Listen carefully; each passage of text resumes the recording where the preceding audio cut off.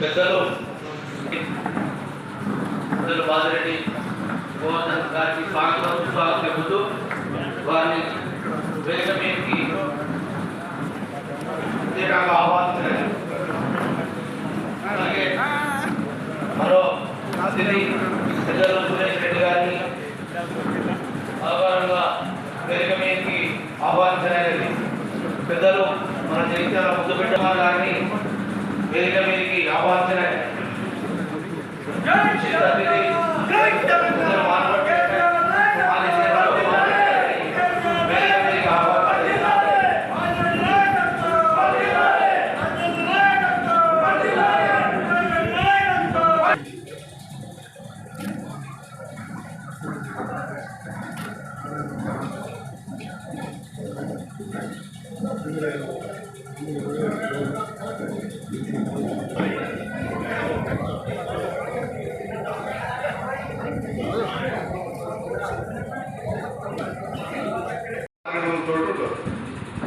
ఇంకా మిగిలిన 3,900 మంది అన్ని అబ్జర్వ్ చేసుకుంటారు.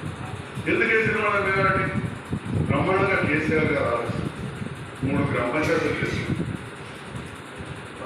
నాదనకంట కూడా నీళ్ళ ట్యాంక్ కట్టుకున్నాం. కప్పులో కూడా కదా దిక్కు దివాణం ఉండకపో నీళ్ళ ట్యాంక్ కట్టుకున్నాం. అక్కడ బ్రిడ్జ్ కొట్టకపోతే 80 లక్షలు బ్రిడ్జ్ చేసాం. మంచిగా వాళ్ళకు గ్రామ పంచాయతీ ఇచ్చాం. పిల్లలని కూడా మున్సిపాలిటీ కూడా ఏముండే చెప్పుకుంటుండే మూలకు పడ్డట్టుండే మంచిగా అయిందా రోడ్ అయిందా లేకుండే ఇట్లా గ్రామ పంచాయతీ అయింది. పింఛన్లు పెరిగినాయి. అట్లా ఊరికి చెప్పుకుంటా పోతే ఏ ఊర్లే ఇవ్వాలనే ధైర్యంగా చెప్తా ఉన్నా మా ఊళ్ళో ఫోన్ రికార్డు చేస్తాం. మనం కాంగ్రెస్ నాయకులు చేసిన దానికంటే ఎక్కువ చేసినాం. వాళ్ళకి 20-30 ఏళ్ళు చేసిన చెప్తాం, ఒక 5 ఏళ్ళు చేసినాం. అర్పల్లి కాడ కాంగ్రెస్ నాయకుని అమ్మగారు వన్ సైడ్ మొదటి నుంచి జగిత్యాల నియోజకవర్గం ఉండే రంజానికి ఏజెంట్ దొరుకుడు కట్ట ఉండే. ఆ కెనాల్లో సెల్ల నీళ్ళు ఉన్నాయి. ఇప్పుడు 30 మట్టి తీసిట 30 మొత్తం కట్టు తీస్తే ఎవ్వలేదు. ఫ్లెక్సీ కట్టలే, శిలాఫలకం పెట్టలే. పోయినాం B53 కాలుగా మంచిగా ఒర్రకాడ తూము పెట్టి 2 పైపులు వేసినాం. ఇగో ఇయ్యాల కూడా మునీశ్వర కుంటలా పట్టేల కుంటలా నీళ్ళ నీళ్ళు ఉన్నాయని చెప్పి సందర్భంగా చెప్తాను. ఇవాళ చెర్ల ఇంటికి చుట్టూనే చెరువు మంచి ఉంటేనే ఊరు వచ్చి ఉంటుంది. చెరువు మంచి లేకపోతే ఇంకో పోతానంలో 40 కుంటల నీళ్ళు లేవు. ఆ ఊరి కోసం గొల్లాగా చెప్పిందని చెప్పుకుంటే సందర్భంగా చెప్తున్నా. గొల్లాగా గొడవ వేసింది. నా గొర్రెగడ నీళ్ళు పెట్టాలి, నా 30 ఎకరాలు డిపాయి అని చెప్పి ఆడికి వచ్చి గొడవ పెట్టుకున్నాం. మరి అదే అర్పల్లి కాడ ఇవాళ మనం అది పెడితే ఇన్ని పంటలు పడుతున్నాయి. ఐకేపీ సెంటర్ సాఫ్ చేసుకున్నాం. గుట్ట మీద పాత రోడ్లు వేసి కావచ్చు వాళ్ళు కాంగ్రెస్ వాళ్ళు అవన్నీ పోతే మళ్ళీ రోడ్లు వేసాం. ఒక రోడ్డు మిగిలింది. లక్ష్మీదేపల్లి రోడ్ వేసినాం, ఊళ్ళో రోడ్ వేసినాం, చర్చిలకు పైసలు ఇచ్చినాం, మసీదుకి ఇచ్చినాం, గుడికి ఇచ్చినాం, వెంకటేశ్వర గుట్టం, రేణుకెళ్ళమ్మ గుడికి ఇచ్చినాం, రేణుకెళ్ళమ్మ గుడికి ఇచ్చినాం, రజక సంఘం ఇచ్చినాం, ఏడు మహేంద్ర కాడ విశ్వప్రభణ సంఘం ఇచ్చినాం, పద్మశాల సంఘం ఇచ్చినాం, మా నెడ్డ కాడ మరి చెప్పుకుంటూ రెడ్డి సంఘం ఇచ్చినాం. శివరెడ్డి గారికి ముందరు మాకు కూడా పట్టుకున్నారు. యాదవ్ సంఘం ఇచ్చినాం. ఇది కూడా కొద్దిగా మనం చెప్పాలి. ఒకటే రోజు మాట్లాడి ఇట్లా చెప్పాలంటే స్పష్టమైన అవగాహనతో ఒక్కసారి గెలిచిన ఎమ్మెల్యేలు నేను ఎవరికి 50 సార్లు కంటే తక్కువ వచ్చి చెప్తున్నా ఒక్కూర్చు పెట్టుకున్నాను భావిస్తున్నాను. ఒక మచ్చ లేని మనిషి, మకటం లేని మనిషి, నిజంగా కూడా అవినీతికి తాగులేని ఇచ్చినటువంటి వ్యక్తి ఎవరంటే డాక్టర్ సంజయ్ కుమార్ గారు. వారు ఒక ఎమ్మెల్యేగా ఎప్పుడు కూడా భావించలేదు. ఒక సాదాసీల మనిషిగా అందరితో కలిసిపోయే వ్యక్తి మన సంజయ్ కుమార్ గారు. ఎక్కడన్నా ఫంక్షన్కి వెళ్ళినప్పుడు కొంతమంది చూస్తుంటాం, బండికి వెళ్ళి రూముల్లో పేద గిన్నెలు చేసిన గిన్నెలో తినేవాళ్ళని చూస్తాం. కానీ మన సంజయ్ అందరి మధ్యలో అందరితో మాట్లాడుకుంటూ తినేటువంటి వ్యక్తి మన ఎమ్మెల్యే గారు. అందుకే జగిత్యాల ప్రజలు 2వసారి గెలిపించుకోవడం జరిగింది. ఎందుకంటే వీరికి ప్రత్యేకమైనటువంటి అభ్యర్థి ఆశాభాషాభక్తి కాదు కాబట్టి అందులో నుంచి వెగ్గడం అన్నది చాలా గొప్ప విషయం. ఎందుకంటే గెలిచిన వ్యక్తులు అందరూ కూడా ఇక్కడ సగం రోజులు హైదరాబాద్లో ఉండి కాలక్షేపం గడుపుతున్నారు. కానీ మీ ఎమ్మెల్యే గారు ప్రతినిత్యం ప్రతిరోజు ప్రజల మధ్య ఉండే వ్యక్తి మీ ఎమ్మెల్యే గారు. ఎప్పుడన్నా గంటలో 2 గంటల టైం దొరికితే అది కూడా హాస్పిటల్లో ఉచితంగా ఆపరేషన్ చేస్తుంటారు. ఎందుకంటే 1 నిమిషం కూడా వారు టైంను వేస్ట్ కానియరు. అయితే ప్రజాసేవ టైం జరిగినప్పుడు ఉచితంగా ప్రజలకు సేవ చేసుడు వారి కర్తవ్యంగా మారిపోయింది. ఇట్లాంటి వ్యక్తి నిజంగా కూడా ఎక్కడో ఒక వద్ద దొరుకుతాడు. అది జయించిన ప్రజలకే దొరికిందని చెప్పి అంశంగా భావిస్తున్నాను. ముఖ్యంగా ఏదైతే మన నిజామాబాద్ పార్లమెంట్ అభ్యర్థి అయినటువంటి బాలరెడ్డి గవర్నర్ గారు ఒక సామాన్య రైతు కుటుంబం దక్కిన వ్యక్తి, స్వయాన తన యువతం చేసి పంట పండించినటువంటి వ్యక్తి. అట్లాంటి వ్యక్తికి ప్రజల కష్టాలు, రైతుల కష్టాలు, ఏం చేస్తే బాగుంటుంది, ఎట్లా చేస్తే బాగుంటుందని చెప్పి ఉంటాయి. ప్రజలు మనం ఆశీర్దిస్తారు. కాబట్టి మనం ఎప్పుడు కూడా గెలుపు ఓటమిని ఒకే విధంగా చూడాలని చెప్పి జరుగుతుంది. ఏదో మునిగినట్టు ఎక్కడికి పోదో ఏమి వస్తుందన్నట్టు కొంతమంది ఉక్కు పనుల మీద కూడా జరుగుతుంది. కానీ ఒకటే మీరు ఆలోచించాలి, ఎప్పుడు కూడా ఒక పార్టీ నమ్మకం ఉంటే ఖచ్చితంగా కూడా మన భవిష్యత్తు ఉంటుంది. ఖచ్చితంగా కూడా పార్టీ గుర్తిస్తుంది. ఇలా కొంతమంది పార్టీ అగిననుకో అక్కడ కొంతమందికి ఏముంటుంది, వెనుక పేరుకే దొరుకుతుంది. అదే మన పార్టీ నుండి ముందు పేరు ఉంటుంది. కాబట్టి ఎప్పటికి కూడా మనం కథతల్లి పార్టీని మించిపోవద్దని చెప్పి మీ అందరినీ కూడా కోరుకుంటున్నా. వచ్చారు దాంట్లో మొదలు మీరు క్షమించాలి. ఎందుకంటే అనేక కార్యక్రమాల కారణం వల్ల మీటింగులు కూడా ఊహించాలి. సామాన్య ప్రజలంతా కూడా అనుకున్నారు ఇన్ని పథకాలు నడుస్తున్నాయి, తెలంగాణ సాధించుకున్నాం, అనేక కార్యక్రమాలు వస్తున్నాయి. బహుశా మళ్ళీ కాంగ్రెస్ పార్టీ కోటేజ్ గెలిపిస్తే వాళ్ళు ఇచ్చిన మాటలు నమ్మితే మరి ఇంకా పథకాలు వస్తాయి కదా అనే ఆశతో మరి ఆ ప్రభుత్వాన్ని ఏర్పాటు చేసుకోవడం జరిగాయి. ఈ 3 నెలల్లో ఏ విధమైన పరిపాలన వచ్చిందో నేను ప్రత్యేకంగా మీకు చెప్పే అవసరం లేదు. ప్రతి రంగంలో ఈరోజు ఇబ్బందులు ఎదుర్కొంటున్న సమస్య తెలంగాణలో కనిపిస్తున్న విషయాన్ని మనం గమనించాలి. నేను ఢిల్లీలో ఉంటాను, ఎక్కువ రాజ్యసభ సభ్యుని కాబట్టి ఢిల్లీలో ఎంపీలతో మాట్లాడుతుంటే చాలా మంది ఎంపీలు, అనేక రాష్ట్రాలకు సంబంధం ఉన్న ఎంపీలు, మధ్యప్రదేశ్ కానీ, ఉత్తరప్రదేశ్ కానీ, పంజాబ్ కానీ, కశ్మీర్ దాకా అందరూ ఆశ్చర్యపోయారు. కేసీఆర్ సాబ్ కైసా ఆగే, టీఆర్ఎస్ ప్రభుత్వం ఎట్లా పడిపోయాలి, పార్టీ ఎందుకు ఓడిపోయాలి, ప్రజాస్వామ్యం ఒక పార్టీ గెలుస్తుంది, ఒక పార్టీ ఓడిపోతారు, తేడా ఇక్కడ లేదు కదండి. కాదు, ఎట్లా జరుగుతుంది, నేను ఎందుకు ఉత్తర భారతదేశంలో ఉన్న అనేక వర్గాల వారు, రైతులు కానీ, విద్యావంతులు కానీ అందరూ తెలంగాణ వైపు చూస్తున్నారు. ఇటువంటి పరిపాలన, ఇటువంటి కార్యక్రమాలు, ఇటువంటి నాయకత్వం మాకు కావాలని కోరుతున్న సమయంలో ఇక్కడ పొరపాటు ఎలా జరిగాది అని ఒక పెద్ద ప్రశ్న.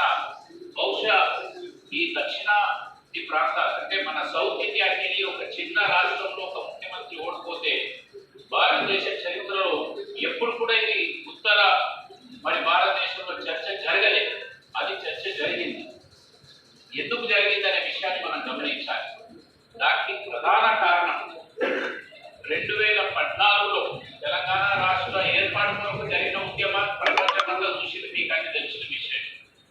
తెలంగాణ ఏర్పడ్డ తర్వాత నిన్న దాకా అనాథగా ఉన్న తెలంగాణ ఈ 10 సంవత్సరాలలో ఈ విధంగా మారాలి అనేది మనం చెప్పుకోవడమే కాదు, మన గురించి బయటకి వచ్చిన వాళ్ళంతా చూసుకుంటూ ఆశ్చర్యపోయారు. పార్లమెంట్ మెంబర్లు అన్నప్పుడు కమిటీలలో బాగా చూసుకుంటారు.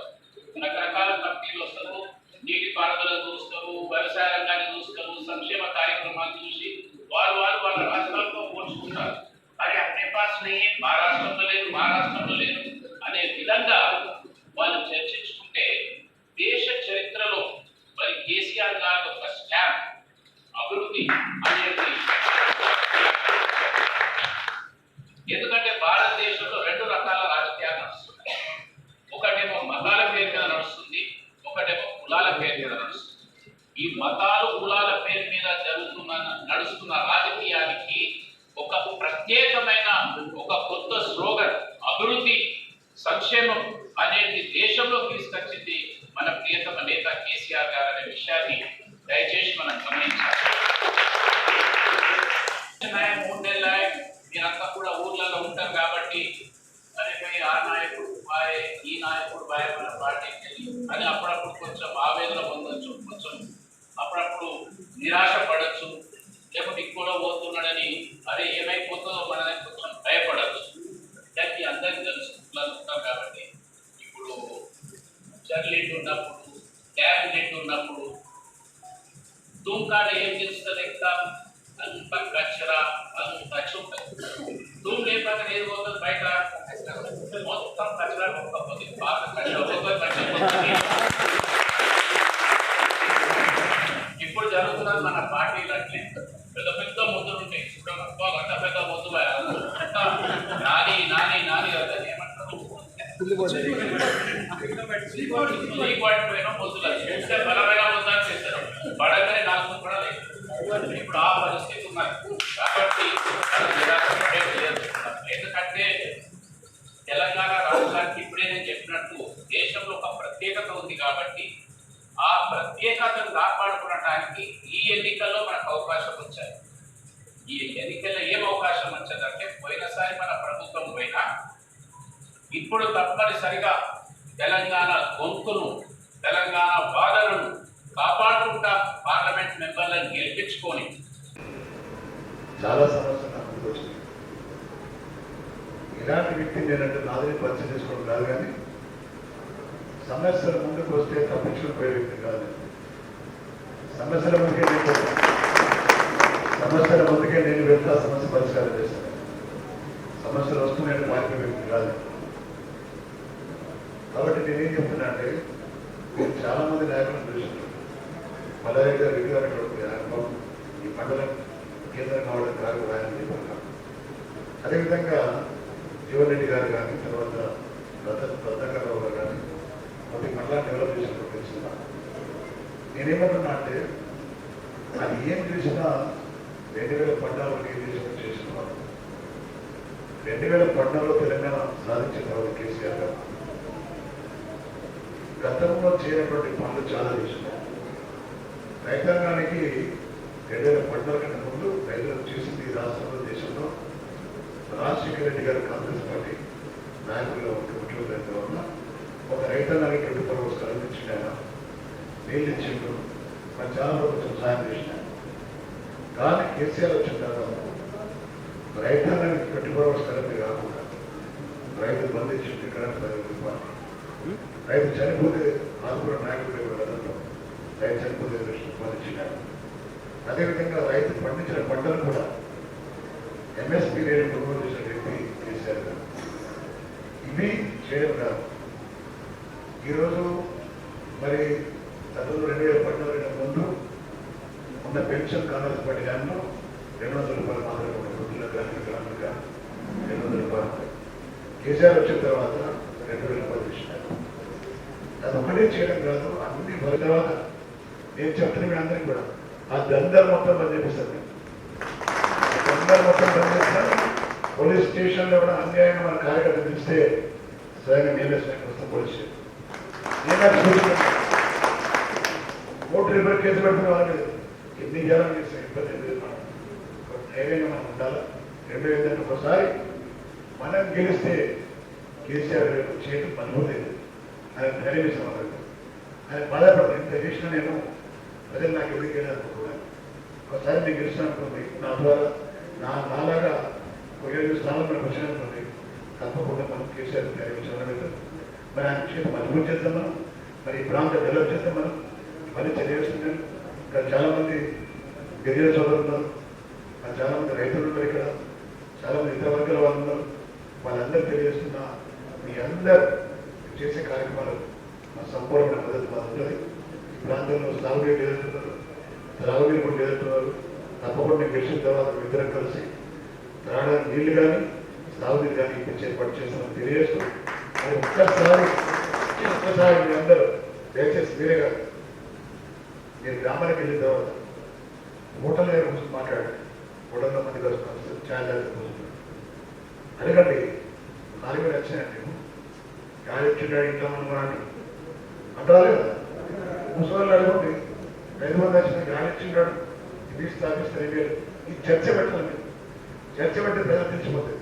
వినేవాళ్ళు ఉంటారు చాలా మంది. నాకు కుప్పర పెట్టి పెద్ద మీటింగ్ పెట్టి రావాలి.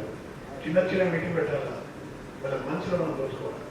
అంటే ఏదైతే ఉందో నిజాలను స్ప్రెడ్ చేయాలి. చేసే ప్రజలు తప్పకుండా మనకు ఆదరిస్తారు, మనకు ఓట్లు చేస్తారు.